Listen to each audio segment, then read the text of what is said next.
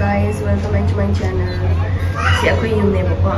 Ako yung corridor na ito. Ada park ang office over.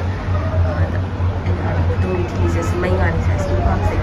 Hasta ako siya mo koy ay ito mga juraga. Magpunjat ko na naman na wire mo ki. Ako siya siya dito siya kim ko mating na halakan yung mga ito. Tsaka siya kongri. Kung nabalik siya yung mga may naman. Halakan ko na ba ito. Mas nakalawa ni Manina. Ni Haram ko ay Manina. Kasi ito ako magpunjat chat mo ki. Hati weather siya lumayan. Na magpunjat mo ki. Ingwer ko po. Ako ito. Pinong ito. Check eh. Dalule. Daga. Asoon. May nga nito. Sila ko yung hospital na yan. Sila ko yung hati yung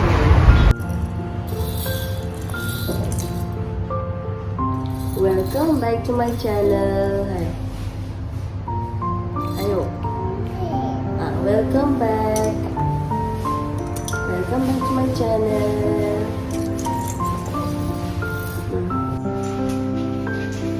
Natong tingni ako yung sila pangangay ni.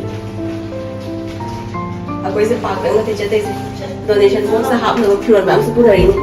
Relief came to the people ng dyan donation box na yung hap again. Donation box ta. Bobo donation box na po hap sa kre. Dos. Kada. Maning ida. Si hana hapong isda ba? Dan hapon ado maning daloy ler dadi. Lapoy ito. Ha? Lapoy ito. Lapoy mga ito dadi.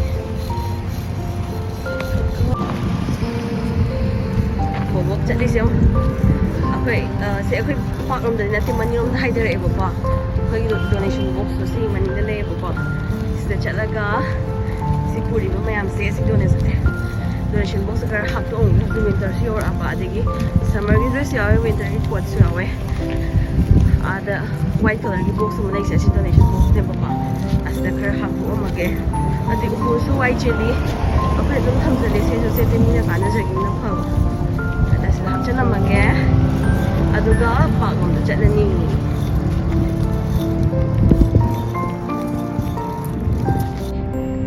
guys to sign ching thara lagwa sign ching tharaga smaina half deba adwan odlo mathang duko nang hapase sign deba aina hoi makha da hapo pag tam na chatbi la si akhoi mayam pag yaragam ulake jurasu pambani na wai kutse mayam pag yaragam ulake jurasu pambani na wai ba haida jura jurasu pambani na wai pag yaragam ulake pag yo na ba chakki bố không cái cái bạc cái chuyện à xin này cái bạc này chạy đi ở khơi bạc để chạy đi ở khơi bạc để chạy đi mà bố cái điều là cái sẽ chạy đi mà lần mình đi không đi sang làng cái hay được cái đấy anh ao mà lần na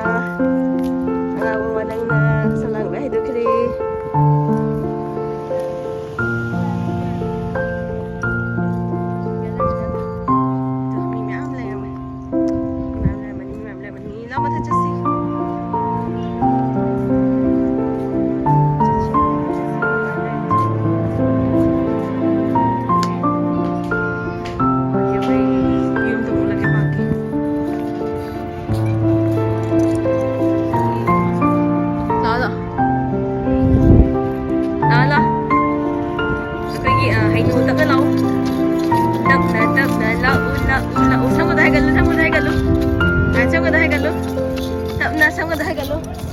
Kadang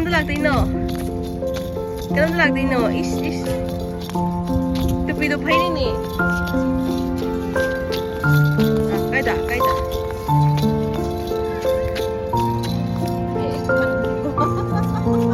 Siti. Sakre. Siti. Chong de lo.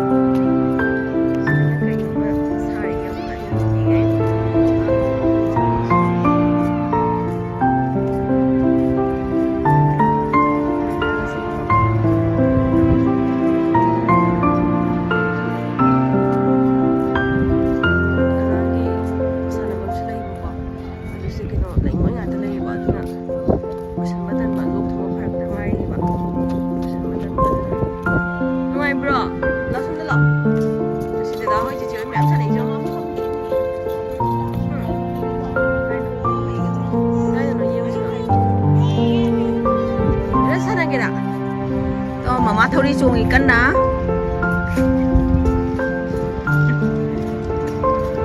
Exercise. Exercise. Mai thori chung hum da chat ke ro.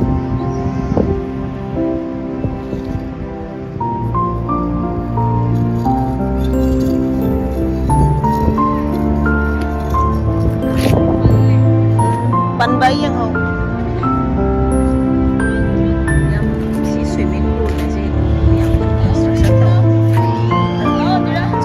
Chọn mà nó chung rồi chia luôn mà cái thôi đi chung cho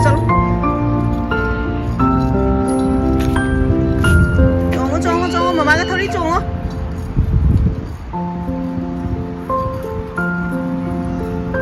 mà sai em phải đâu mà lấy ấy mong phi chứ mà thì mà sai em phải đâu kia thế nào có à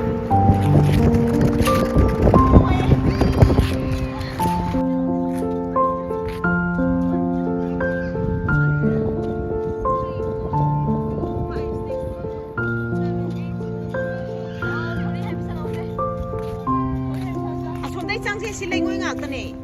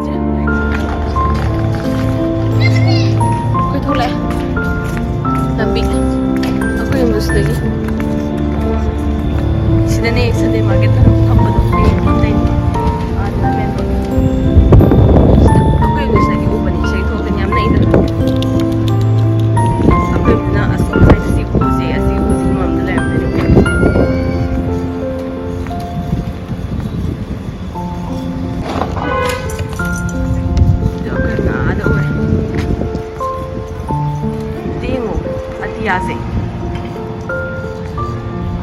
lấy chữ ngã thằng ngày thà gặp thằng như này ai xin lỗi chúng ta bao giờ lúc đó ngay bro ngay bro vậy interview lâu cái gì bao giờ lúc đó ngay bro hay không ngay bro vậy anh cái channel này cái ngay bro cái channel này cái ngay bro bao giờ lúc đó buồn thà đồ ấy mà chật kỳ mà không có cái chính thằng ông ta mà cha mà chật kỳ mà gì phát triển bao nhiêu rồi mà chật kỳ thay lo em ingi lo chẳng lo lo khăn là gì lo yêu mấy cái bằng ngô lo quen đi nào tuần phim mới được tụi nhỏ rồi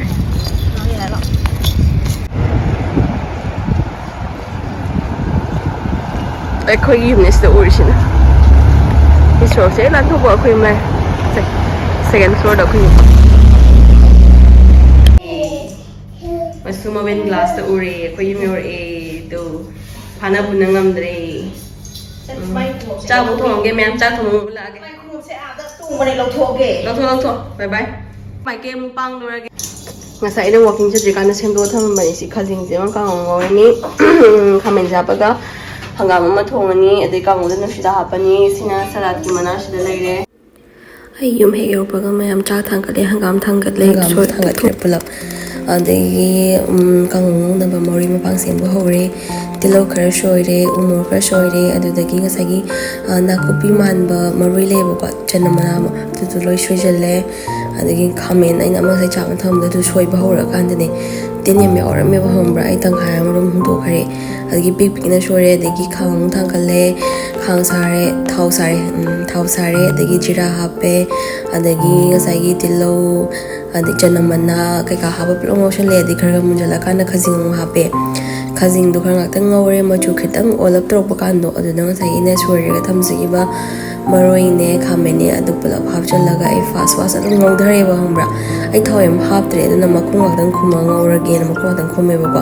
habun khamen ga maroi ga pathara kan da chot labu da pam de ba ikang da adu gi thousand hap ta ba ina adu ga ngak tang ngobul re kan na maru marang ai jira suba adu maru suba moro machu mayam hap chalaga pulap ngore moro suba sukar hape ai umur hapam na te pa hap tre adu ngak tang khum chala ngore side aina ne ai ki breakfast puna ba semini wa hombra pancake semga to bane adu aina lapoi ga yerum ga pula grind to thue adu ga flour khar hap chalaga aina ready ben tham bane ba ko flour khar hap chalaga to hore akanda gi kamu du so dum ngori pancake so dum ngori lunch so semi hayeng puna ba yerum sina kwai shamme yerum da ina ne methi mana khar hap chalaga tan na matar ga dum semjale kabak sabak cha ba ya na bani na hobe be dum toy ayu to tor di ko gyan ta de nong da lo sem to thamame nakanda jiras mu bo na cha in biri ma khutna su cha zari salad na cha ma tham hap chang gare ai cha sa ba di utre ko cha sa ba lo re ga ma ga adai kon myam se wong pheng to e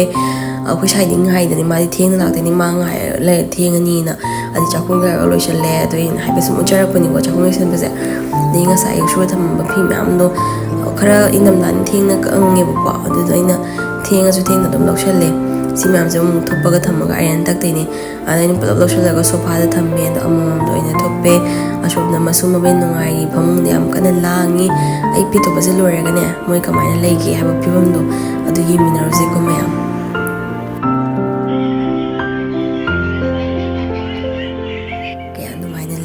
Cuma benda long dan nok dan